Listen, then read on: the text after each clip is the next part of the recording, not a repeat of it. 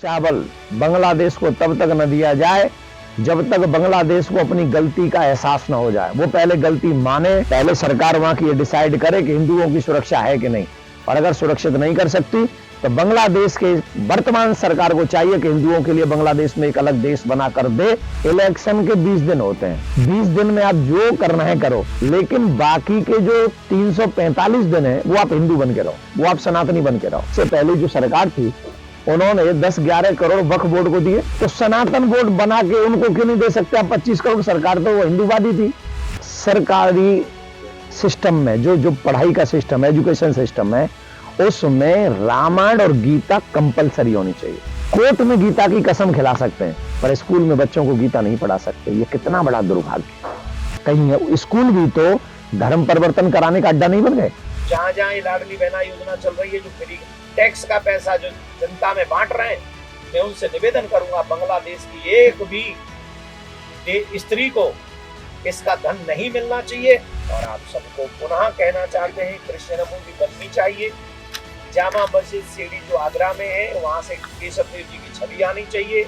और धर्माचार्यों के नाम पे मैं फिर लिख के दे रहा हूँ, भाई कोरे कागज पे साइन ले लो, ये लिखवा लो कि मुझे नहीं जाना है, मुझे एमपी नहीं बनना है, सांसद नहीं बनना, चुनाव लड़ना नहीं है मुझे। ये अधिकार मिलना चाहिए। हमारे सनातन धर्म में 4 प्रमुख पद हैं जो पूरे कंट्री को एक दूसरे से जोड़ देते हैं। वो चारों शंकराचार्य सनातन बोर्ड को देख रेख करे और सारी उसी सनातन बोर्ड का गठन हो। ऐसा मैं सनातनियों से भी निवेदन करूंगा, सरकारों से निवेदन करूंगा, सभी पार्टी के लोगों से निवेदन करूंगा।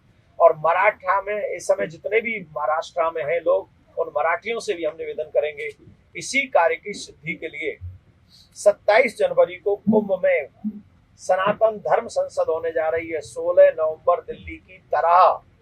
और हम ये चाहते हैं कि सनातन बोर्ड के निर्माण के लिए प्रत्येक हिंदू, प्रत्येक मराठी इसमें अपनी अहम भूमिका निभाए। और अहम भूमिका निभाकर 27 जनवरी को वहां पहुंचकर ये बताएं कि हम सनातन बोर्ड चाहते हैं, हमारे मंदिर सरकार के अंदर में नहीं होंगे। सबने देखा है बांग्लादेश में हम लोगों की क्या दशा हुई। हमारे मंदिर तोड़े गए, मंदिर जलाए गए, मूर्तियां तोड़ी गई, बहन बेटियों के साथ अभद्र व्यवहार किया गया और बुरे से बुरा व्यवहार हुआ। अब इस महाराष्ट्र में भी जो सरकार बन चुकी है, उनसे भी हम एक निवेदन करेंगे, कोई भी इल्लीगल बांग्लादेशी अगर महाराष्ट्र में है तो उस इल्लीगल बांग्लादेशी को तुरंत इस महाराष्ट्र से और देश से बाहर करने का कार्य यहाँ की सरकार प्राथमिकता के साथ में करे। यहाँ की सरकार अभी क्योंकि महिलाओं को भी कुछ धन देने यहाँ की सरकार ने बनाई है, लाडली बहना योजना बनाई है। हम यहाँ के मुख्यमंत्री श्री देवेंद्र फडणवीस जी को एक निवेदन करेंगे, वो ये ध्यान दे के सुने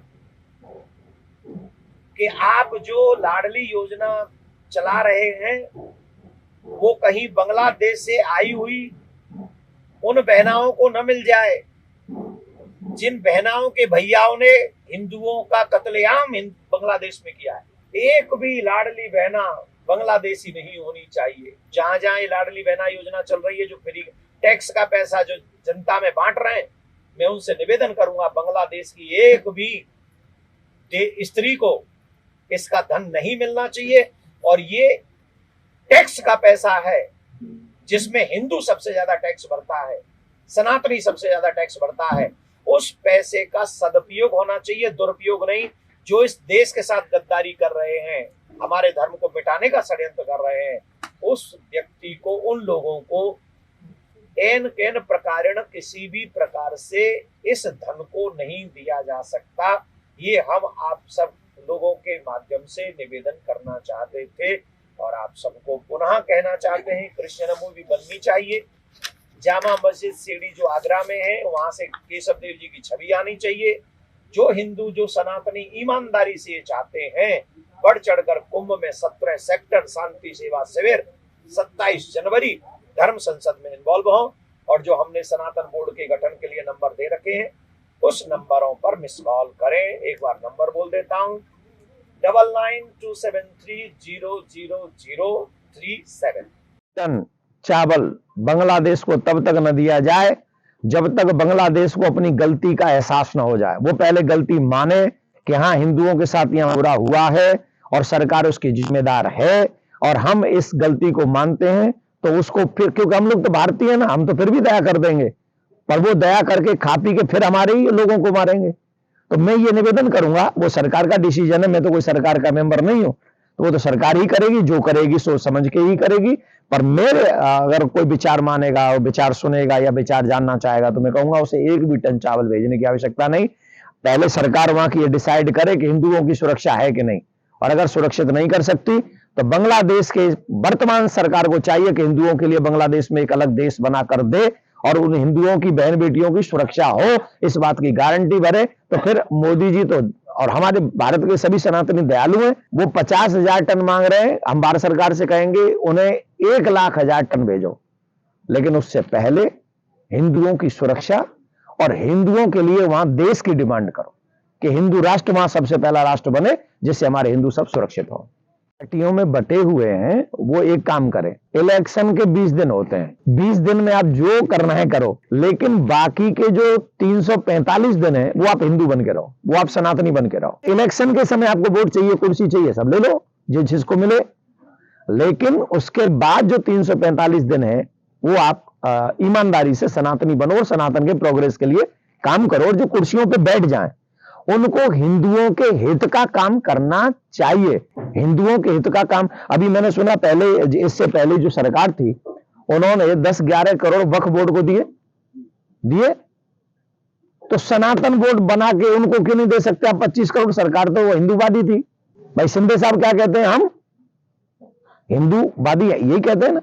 तो आप जब, पहली बात तो आपको वक्फ बोर्ड को देना ही नहीं चाहिए, ये इनकम टैक्स का पैसा है, टैक्स का पैसा है, आप क्यों दोगे? और अगर आप दे भी रहे हो तो इट्स ओके, चलो आपने कर दिया, तो कम से कम अगर 10 करोड़ आप वक्फ बोर्ड को देने का प्रस्ताव कर रहे हैं, तो कम से कम 25 करोड़ आप सनातन बोर्ड बनाकर सनातन बोर्ड बनाइए और 25 करोड़ रुपए सनातन बोर्ड को दीजिए, जहां से मॉडर्न गुरुकुलम तैयार हो सके, जहां गौशाला तैयार हो सके, जहां पे हॉस्पिटल्स तैयार हो सके, और जिनके पास धन नहीं है उनके धन के अभाव को रोककर उनका जो धर्म परिवर्तन हो जाता है उस धर्म परिवर्तन को रोका जा सके। ऐसा काम हमारी सरकारों को करना चाहिए, जो हिंदूवादी सरकार है। देखिए, मुझे ऐसा लगता है प्रत्येक सरकारी सिस्टम में जो पढ़ाई का सिस्टम है, एजुकेशन सिस्टम है, उसमें रामायण और गीता कंपलसरी होनी चाहिए। फर्स्ट से नहीं, थोड़ा सा और आगे, जहां पे समझ सके। आप फर्स्ट से समझ आएंगे तो समझ में नहीं आएगा, लेकिन जैसे 3 या 4 क्लास में पहुंचे तो कम से कम वहां से रामायण और गीता उनको इसलिए पढ़ानी चाहिए जिससे हर एक परिवार को एक सनातनी बेटा और बेटी मिल सके। अगर रामायण पढ़ेंगे तो घर नहीं टूटेंगे, रामायण पढ़ेंगे तो बूढ़ी आंखों में आंसू नहीं आएंगे, अगर रामायण पढ़ेंगे तो भाई भाई को मारेगा नहीं, अगर रामायण पढ़ेंगे तो माँ कभी बच्चों से और बहू से दुखी नहीं होगी, अगर बच्चों को रामायण का ज्ञान दे दिया गया तो। प्लस मेरे को समझ में नहीं आया, कोर्ट में गीता की कसम खिला सकते हैं पर स्कूल में बच्चों को गीता नहीं पढ़ा सकते, ये कितना बड़ा दुर्भाग्य है। कभी कभी तो लगता है षड्यंत्र ही है हमारे बच्चों को संस्कृति और धर्म से दूर रखने का। आज भी हमारे देश में लोग कह देते हैं कि स्कूल में आप तिलक लगा के नहीं आ सकते, स्कूल में आप कलावा बांध के नहीं आ सकते, और ये कौन कहते होंगे आप समझ रहे हो? क्यों कह रहे हैं? क्या उन्हें ये राइट है? अगर राइट नहीं है तो वो वर्क कैसे कर रहे हैं? कहीं स्कूल भी तो धर्म परिवर्तन कराने का अड्डा नहीं बन गए। हमें ये भी, समाज को भी जगना होगा, सरकारों को भी जगना होगा, पैसे भी दें, बच्चे भी दें और बच्चों का धर्म परिवर्तन भी कराएं, ये ठीक नहीं है। जो हमारा इतिहास है उसे आप मेट देंगे क्या? आप मेट दोगे तो तब ये दशा हो रही है। और धर्माचार्यों के नाम पे मैं फिर लिख के दे रहा हूं, भाई कोरे कागज पे साइन ले लो, ये लिखवा लो कि मुझे नहीं जाना है, मुझे एमपी नहीं बनना है, सांसद नहीं बनना, चुनाव लड़ना नहीं है मुझे। कोई अगर ये बहाने बना रहा हो, कोई ऐसे ही करके ब्लेम करते हैं लोग, तो मुझे इलेक्शन नहीं लड़ना है, मुझे आपसे कोई लोभ नहीं है, पर धर्माचार्य जाएंगे तो मेरा देश बचेगा, संस्कृति बचेगी, ये मेरा लोभ है।